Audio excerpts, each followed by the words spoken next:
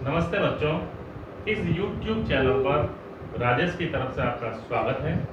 आज अपन agriculture chemistry के पहले चैप्टर के बारे में पढ़ेंगे। पहले चैप्टर में अपन ने काफ़ी कुछ पढ़ लिया, आज अपन इसका चौथा वॉल्यूम पढ़ेंगे बच्चों।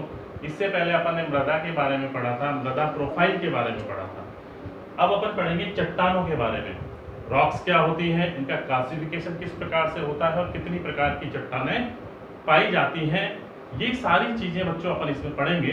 तो अपन चट्टान के बारे में देखते हैं कि चट्टान जो होती है, अपन ने कल पढ़ा था मृदा प्रोफाइल के बारे में। तो मृदा प्रोफाइल जब अपन ने पढ़नी शुरू की थी तो मृदा प्रोफाइल में अपन ने देखा था कि जैसे जैसे हम ऊपर से नीचे की तरफ जाते हैं तो उसकी कई सारी लेयर थी। ओ संस्तर, ए, बी, सी और सबसे नीचे था आर संस्तर। यानी आर जो संस्तर पाया जाता है वो कठोर चट्टानों से मिलकर बना होता है। तो अपन कठोर चट्टान की आज अपन बात करेंगे, जिनसे ही मृदा का निर्माण होता है। ये धीरे धीरे अपक्षयित होती है, टूटती है और टूट करके धीरे धीरे छोटे छोटे कणों में बदल जाती है और मृदा का निर्माण हो जाता है। तो बच्चों इस पूरे वीडियो को आप देखिए। पूरे वीडियो को आप देखेंगे तो ये चट्टान का जितना भी जो इसमें मैटर जो अपन को दिया हुआ है वो अपन को अच्छी तरह से समझ में आ जाएगा। तो आप देखेंगे कि चट्टान, अपन बात करते हैं चट्टानों की, कि चट्टान जो होता है वो एक या एक से अधिक खनिज पदार्थों से मिलकर बना हुआ एक ठोस पिंड होता है। बेसिकली जो चट्टान होती है वो चट्टान खनिज पदार्थों से, उसमें खनिज पदार्थ एक भी हो सकते हैं और एक से अधिक भी हो सकते हैं। तो एक या एक से अधिक खनिज पदार्थों से मिला हुआ एक ठोस पिंड ही चट्टान कहलाता है। इनकी संरचना, इनकी आकृति, इनका रंग रूप, इसका रासायनिक संगठन, खनिज संगठन, ये सब अलग अलग होता है, विशेष प्रकार का होता है। सभी चट्टानें अपनी अलग प्रकार की होती हैं। तो अपन देखते हैं कि चट्टानें जो होती हैं उसके बारे में क्या क्या इसकी विशेषताएं होती हैं और क्या इसकी कंप्लीट परिभाषा होती है। देखिए अपन, ताकि अपन इसके नोट्स भी बना सकें। आप जब इस पूरे को देखोगे तो बहुत अच्छे आप नोट्स बना सकते हो अपनी कॉपी में, राइट डाउन कर सकते हैं बच्चे। तो अपन देखते हैं इसकी परिभाषा को कि एक या एक से अधिक खनिज पदार्थों से बना हुआ ठोस पिंड चट्टान कहलाता है। जैसे कि अपन ने बात की, एक खनिज भी हो सकते हैं और कई सारे खनिज भी उसमें हो सकते हैं। तो अनेक खनिजों से मिलकर या एक खनिज से मिलकर एक जो ठोस पिंड पूरा बनता है उसको चट्टान कहते हैं। प्रत्येक चट्टान की संरचना, रंग, आपेक्षिक घनत्व तथा खनिज संगठन जो होता है वो निश्चित होता है। जैसे अपन बात करते हैं उदाहरण लाइमस्टोन की। लाइमस्टोन जो होता है वो कैल्साइट खनिज से बनी एक चट्टान होती है। कैल्साइट एक खनिज होता है, उससे बनी हुई एक चट्टान होती है लाइमस्टोन। यानी ये एक ही प्रकार के खनिज से मिलकर बनी चट्टान है। तो अगर आपको ऐसा क्वेश्चन पूछा जाए कि एक खनिज से बनी हुई किसी एक खनिज चट्टान का उदाहरण बताइए, तो आप उसमें लाइमस्टोन का उदाहरण बच्चों बता सकते हो कि लाइमस्टोन जो है वो कैल्साइट खनिज से बनी हुई एक खनिज चट्टान होती है। जबकि ग्रेफाइट जो होती है वो कई प्रकार के खनिजों से मिलकर बनी हुई खनिज चट्टान होती है। तो अपन ने चट्टानों के बारे में देखा। चट्टानों का भौतिक तथा रासायनिक संगठन जो होता है उसमें पाए जाने वाले खनिजों के गुणों पर निर्भर करता है। क्योंकि जैसे अपन ने पहले बात की थी बच्चों कि चट्टान जो होती है वो विभिन्न प्रकार की खनिज पदार्थों से मिलकर बनी होती है। तो चट्टान में पाए जाने वाले खनिज पदार्थों के आधार पर ही उसकी विशेषता होती है, उसके भौतिक और रासायनिक गुण उसी आधार पर होते हैं। अब अपन बात करते हैं चट्टानों के वर्गीकरण की, यानी क्लासिफिकेशन ऑफ रॉक्स। क्लासिफिकेशन अपन देखते हैं। अपन पहले इसकी आउटलाइन देखते हैं कि चट्टानें जो होती हैं कितनी प्रकार की होती हैं, ठीक है। उसकी आउटलाइन देखने के बाद अपन इनको विस्तार से पढ़ेंगे कि इन चट्टानों में क्या क्या विशेषताएं पाई जाती हैं, कौन कौन से उदाहरण इन चट्टानों के अंतर्गत आते हैं। तो पहले अपन देखते हैं कि चट्टान जो है उसकी उत्पत्ति और संरचना के आधार पर चट्टानों को मुख्य रूप से बच्चों तीन भागों में बांटा गया है। पहली है आग्नेय चट्टान, जिसको इग्नियस रॉक्स कहते हैं। दूसरी है अवसादी चट्टान, जिसको अपन सेडिमेंट्री रॉक्स भी कहते हैं। और तीसरी है रूपांतरित या कायांतरित चट्टान, जिसको मेटामॉर्फिक रॉक्स भी कहा जाता है, क्योंकि ये रूपांतरित होकर के बनती है, इसलिए इसका नाम पड़ गया रूपांतरित या कायांतरित चट्टान। आग्नेय चट्टान जो होती है बच्चों, उसको आगे हम दो भागों में बांट सकते हैं। एक तो हम बांटते हैं उत्पत्ति के आधार पर। ये जो इसका क्लासिफिकेशन है वो है उत्पत्ति के आधार पर। ये दो प्रकार की होती है, आंतरिक और बाह्य। यानी जब ज्वालामुखी का लावा जो होता है वो निकलता है, तो लावा निकल करके जब ठंडा होता है तो इस प्रकार की चट्टान बनती है। तो उसकी उत्पत्ति के आधार पर कि जो अंदर रह जाती है वो आंतरिक कहलाती है, और जो चट्टानें लावा से बाहर निकल जाती हैं ज्वालामुखी से लावे के रूप में ठंडी हो जाती है, वो बाह्य चट्टान कहलाती है।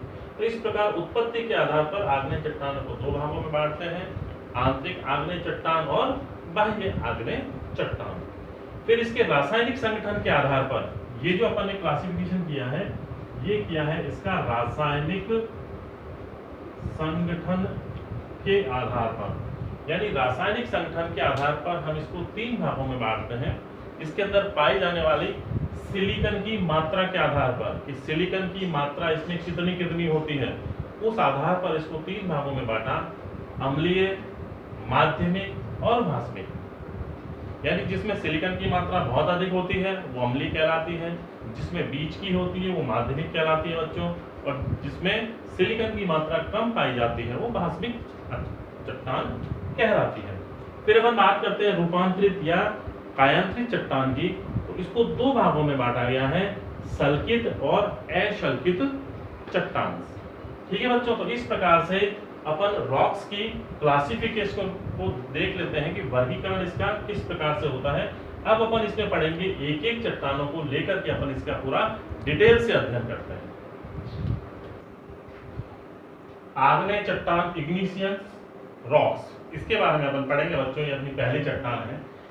अपन देखते हैं विभिन्न चट्टानों के डायग्राम को कि आग्नेय चट्टानें किस प्रकार से बनती हैं, अवसादी चट्टानें किस प्रकार से बनती हैं और कायांतरित चट्टानें किस प्रकार से बनती हैं। तो सबसे पहले अपन बच्चों आग्नेय चट्टान को देखते हैं कि यहाँ से देखते हैं कि ये पृथ्वी की तीन लेयर है, अंदर की परतें हैं। इन परतों में जब अत्यधिक ताप हो जाता है, अत्यधिक ताप के कारण से पृथ्वी के अंदर का जो लावा है वो पिघलता है, पिघल करके वो एकदम से ज्वालामुखी के रूप में निकल करके कभी फटा होगा, वो ऊपर निकलता है, और जो लावा इसमें से बाहर निकलता है वो यहाँ आ गया, और जो भीतर है वो यहाँ पर है। तो लावे से ही आग्नेय चट्टान का निर्माण होता है, जो इसका लावा होता है उसके ठंडे होने से आग्नेय चट्टान बनती है। अपन यह देखेंगे कि आग्नेय चट्टानें उत्पत्ति के आधार पर दो प्रकार की होती हैं। जब ये लावा जो है यहाँ से निकल करके बाहर आकर के ठंडा होता है, पृथ्वी की सतह पर आ जाता है, तो ये कहलाता है बाह्य आग्नेय चट्टानों का निर्माण कर देता है। यानी बाहर सतह पर आकर के जब चट्टान का निर्माण होता है तो उसे अपन कहते हैं बाह्य आग्नेय चट्टान। और जब यही लावा अंदर की तरफ रहकर ही ठंडा होकर के चट्टान का रूप ले लेता है, चट्टान बना देता है, तो इसे हम कहते हैं आंतरिक आग्नेय चट्टानें, यानी ये आंतरिक कहलाती है। तो इस प्रकार लावा के निकलने से और अंदर ही ठंडा होने से आग्नेय चट्टानों का निर्माण होता है। इनकी कौन कौन सी विशेषताएं होती हैं अपन देखते हैं कि पिघले हुए लावा का पृथ्वी की सतह के अंदर या सतह पर ठंडा होकर ठोस रूप में एकत्रित हो जाने से बनने वाली चट्टान जो होती है वो आग्नेय चट्टान कहलाती है। ये सबसे पुरानी चट्टानें हैं, आग्नेय चट्टानों को सबसे पुरानी चट्टानें माना गया है, और सभी चट्टानों की जन्मदात्री भी इन्हीं चट्टानों को माना गया है, क्योंकि ऐसा कहा गया है कि इन्हीं चट्टानों से अन्य दो चट्टानें हैं उनका निर्माण भी इन्हीं से ही हुआ है। इसे प्राथमिक चट्टान भी कहते हैं क्योंकि ये सबसे पहले बनी थी और इन्हीं से और चट्टानें बनती हैं, इसलिए इसको प्राथमिक चट्टानें भी कहा गया है। स्थल मंडल, जितना भी पृथ्वी का जो भूभाग है, स्थल मंडल का 95% भाग जो है वो इन्हीं चट्टानों से मिलकर बना होता है। यानी सबसे अधिक मात्रा में अगर कोई चट्टानें पाई जाती हैं पृथ्वी पर बच्चों, तो वो होती है आग्नेय चट्टान। यानी आग्नेय चट्टान जो होती है वो पृथ्वी पर 95% भाग इसका पाया जाता है। फिर अपन देखते हैं इसकी विशेषताएं कौन कौन सी होती हैं। आग्नेय चट्टान जो होती है बच्चों, उनमें परतों का अभाव होता है, उसमें लेयर नहीं पाई जाती, क्योंकि लावा के सीधे ठंडे होने से बनती है, तो ये कठोर होती है, संघनित होती है, इसलिए इनमें परतों का अभाव होता है, लेयर्स नहीं पाई जाती, इसलिए इन्हें स्तरहीन चट्टानें भी कहा जाता है। ये क्रिस्टलीय तो होती हैं, परंतु क्रिस्टलों की संख्या और स्वरूप जो होता है इनमें अनिश्चित होता है। ठीक है बच्चों, ये जो होती है क्रिस्टलीय होती हैं, लेकिन इनमें क्रिस्टलों की संख्या और स्वरूप जो होता है वो अनिश्चित होता है। गोल कणों का इनमें अभाव होता है, इन चट्टानों में गोल कण नहीं पाए जाते, लेकिन अपक्षय के दौरान यानी जब इसका निर्माण हो रहा होता है उसके दौरान टूटने से गोल कणों का निर्माण हो जाता है। जब ये टूटती हैं, अपक्षयित होती हैं, उस समय जरूर इनसे गोल कणों का क्या होता है, निर्माण हो जाता है। वैसे इनमें गोल कण नहीं पाए जाते। चट्टानें जो होती हैं, मैंने अभी बताया आपको, सघन होती हैं, अति कठोर होती हैं और संगठित होती हैं। ये आग्नेय चट्टानों की बच्चों विशेषताएं हैं। अब अपन इनका वर्गीकरण देखते हैं थोड़ा सा, कि अपन ने पहले भी आउटलाइन पढ़ ली थी। इसको अपन दो प्रकार से बांटते हैं, एक तो उत्पत्ति के आधार पर और दूसरा रासायनिक संगठन के आधार पर। तो अपन जब उत्पत्ति के आधार पर बांटते हैं तो ये दो प्रकार की होती हैं। देखते हैं यहाँ उत्पत्ति के आधार पर आग्नेय चट्टानें दो प्रकार की, आंतरिक आग्नेय चट्टान और बाहरी आग्नेय चट्टान। आंतरिक आग्नेय चट्टान वो होती है जो लावा के पृथ्वी की सतह के अंदर ही ठंडा होने से बनती है, वो आंतरिक कहलाती है। बाह्य का मतलब ये हो गया कि जो लावा बाहर निकलता है ज्वालामुखी विस्फोट से और बाहर पृथ्वी की सतह पर आकर के ठंडा हो जाता है, उससे जो चट्टानें बनती हैं उन्हें हम बाह्य आग्नेय चट्टानें कहते हैं। इनके उदाहरण देखते हैं कि आंतरिक आग्नेय चट्टान जो होती है उसमें कौन कौन सी चट्टानें पाई जाती हैं। एक तो ग्रेनाइट, क्वार्ट्ज, डायोराइट और सिएनाइट। ये जो होती हैं ये सारी की सारी आंतरिक आग्नेय चट्टानें कहलाती हैं। इसी प्रकार से बाह्य आग्नेय चट्टानों के उदाहरण अपन देखते हैं, एक तो बेसाल्ट और दूसरा रायोलाइट। ये दोनों की दोनों चट्टानें जो होती हैं वो बाह्य आग्नेय चट्टानों की उदाहरण होती है। फिर अपन देखते हैं कि रासायनिक संगठन के आधार पर चट्टानें, आग्नेय चट्टान जो होती है वो कितने प्रकार की होती है। तो रासायनिक संगठन के आधार पर इनको हम तीन भागों में बांटते हैं। वो बांटने का जो इनका आधार होता है वो होता है इनमें पाए जाने वाले सिलिका की उपस्थिति के कारण, कि इसमें सिलिकन की कितनी मात्रा होती है। सिलिकन जो तत्व होता है, जो खनिज होता है, वो उसमें कितनी मात्रा होती है, उस आधार पर इनको बांटा गया। तो अम्लीय, माध्यमिक और भास्मिक तीन भागों में बांटा। अम्लीय आग्नेय चट्टानें उन्हें कहा गया जिनमें सिलिकन की मात्रा 65 से 85% होती है, वे चट्टानें अम्लीय चट्टानें कहलाई। जिनमें सिलिकन की मात्रा 55 से 65% होती है वो माध्यमिक आग्नेय चट्टानें कहलाई।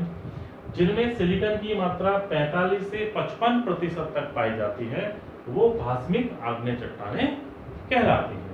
इनके अपन उदाहरण देखते हैं। अम्लीय आग्नेय चट्टानें जो होती हैं उसका उदाहरण ग्रेनाइट और सैंडस्टोन। तो इसके उदाहरण है ग्रेनाइट और सैंडस्टोन। दूसरा है माध्यमिक, इसमें एंडीसाइट, डायोराइट और सिएनाइट, ये तीन इसमें इसके उदाहरण हैं। और भास्मिक जो चट्टानें हैं उसमें बेसाल्ट और लाइमस्टोन, ये दोनों की दोनों भास्मिक प्रकार की आग्नेय चट्टानें होती हैं। इस प्रकार से अपन आग्नेय चट्टानों की उत्पत्ति के आधार पर और संगठन के आधार पर इसका वर्गीकरण कर सकते हैं बच्चों। फिर अपन पढ़ते हैं इनमें जो मेन जो चट्टानें हैं, ग्रेनाइट है, बेसाल्ट है, इसके बारे में अपन थोड़ा सा विस्तृत से पढ़ते हैं कि ग्रेनाइट और बेसाल्ट चट्टानें क्या होती हैं।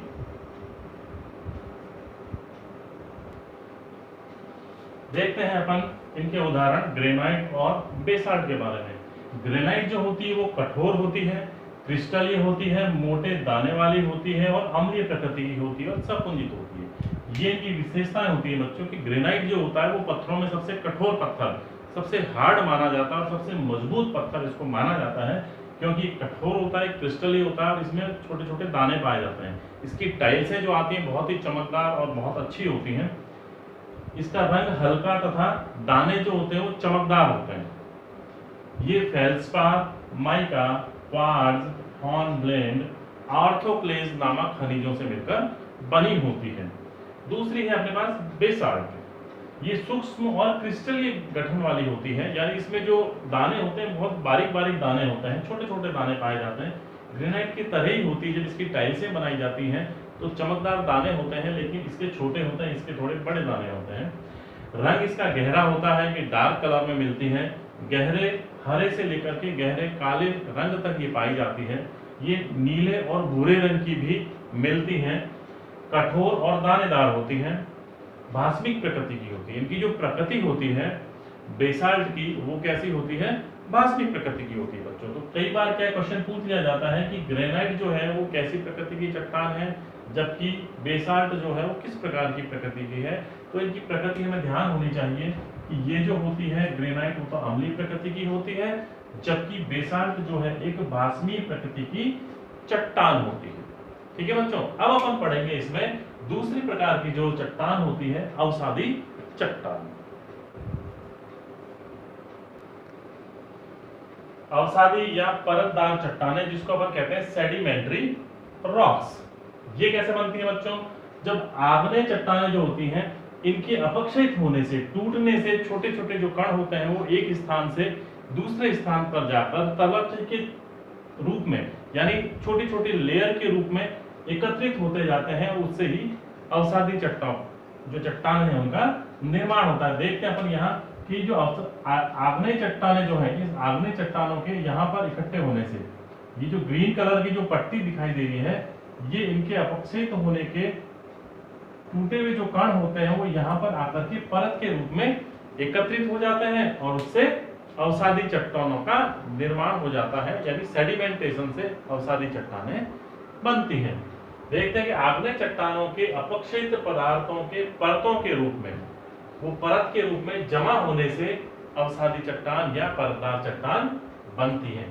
इनका निर्माण जो होता है जल और वायु के द्वारा होता है, क्योंकि छोटे छोटे कण जो होते हैं या तो हवा के द्वारा एक स्थान से दूसरे स्थान पर ले जाए जाते हैं या जल के द्वारा ले जाए जाते हैं। इसलिए इन चट्टानों को जलज चट्टानें, जलज यानी शैल चट्टानें भी कहा जाता है। इनको जलज या शैल रॉक्स भी कहा जाता है।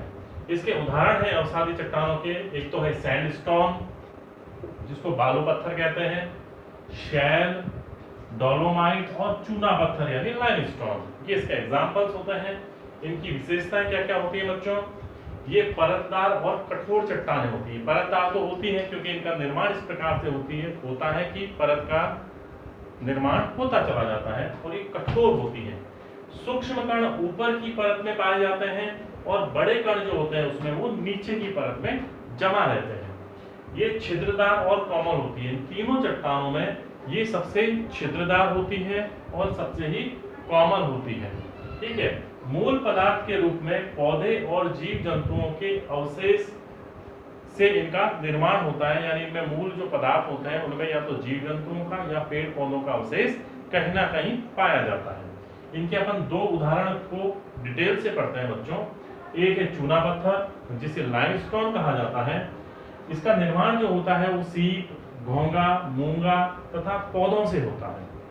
इसमें कैल्शियम कार्बोनेट की जो मात्रा है वो 40% से 98% तक पाई जाती है। इसमें खनिज की उपस्थिति के कारण, क्योंकि इसमें खनिज पदार्थ पाए जाते हैं, तो खनिज की उपस्थिति के कारण इसका रंग सफेद से लेकर के धूसर होता है और काले तक भी इसका रंग पाया जाता है। HCl से क्रिया करके ये CO2 गैस बना देते हैं, क्योंकि ये कैल्शियम कार्बोनेट के बने होते हैं, तो HCl से क्रिया करके CO2 गैस आसानी से बन जाती है। दूसरा जो अपन उदाहरण है वो है बालू पत्थर, या इसको कहते हैं सैंडस्टोन। यह बालू से बनता है। इसमें क्वार्ट्ज खनिज के जो कण होते हैं, जो क्वार्ट्ज खनिज के जो कण इसमें पाए जाते हैं वो सिलिका, लोहा, ऑक्साइड और चूने से संयोजित होते हैं। इसका रंग जो होता है बच्चों मुख्य रूप से पीला, काला, गुलाबी, धूसर या लाल रंग का हो सकता है। इसकी जो मोटाई होती है वो कुछ सेंटीमीटर से लेकर के मीटरों तक, यानी कई मीटर में भी इसकी मोटाई पाई जाती है। ठीक है बच्चों, तो यहाँ तक अपन ने अवसादी चट्टानों के बारे में पढ़ लिया। अब तीसरा अपना जो अंतिम जो इसका उदाहरण है वो है रूपांतरित चट्टान, जिसको अपन कहते हैं कायांतरित चट्टान। तो अपन पढ़ेंगे रूपांतरित चट्टान को। तीसरा अपना है रूपांतरित चट्टान यानी मेटामॉर्फिक रॉक्स।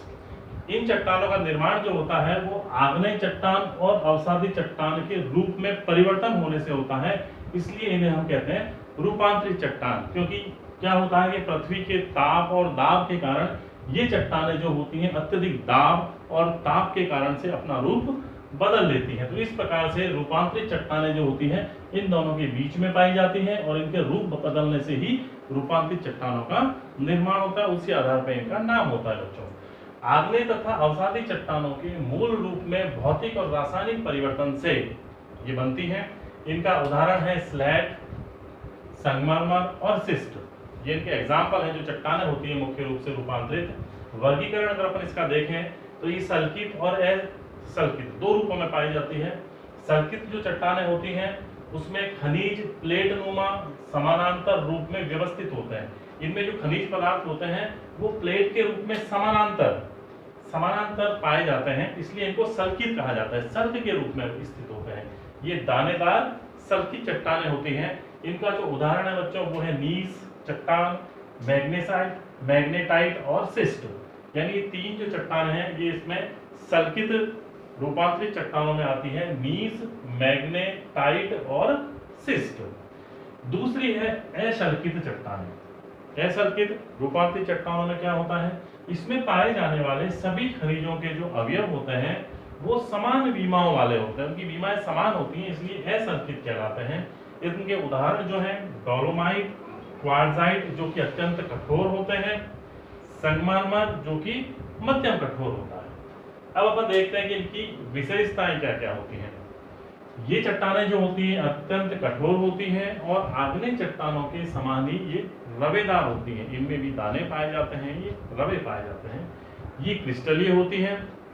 सल्कित तथा असल्कित दोनों प्रकार की चट्टानें इसमें पाई जाती हैं। तो इस प्रकार बच्चों आज अपन ने इस वीडियो में चट्टानें क्या होती हैं और कितने प्रकार की होती हैं, अपन ने इनका पूर्ण वर्गीकरण आज पढ़ा, इनकी विशेषताएं पढ़ी, इनके कौन कौन से उदाहरण होते हैं, इन सब के बारे में अपन ने पढ़ा। अगर आपको ये वीडियो पसंद आता है तो आप इसको लाइक कीजिए, सब्सक्राइब कीजिए और अधिक से अधिक शेयर कीजिए। अगले वीडियो को देखने के लिए अपन इसमें अगला पढ़ेंगे।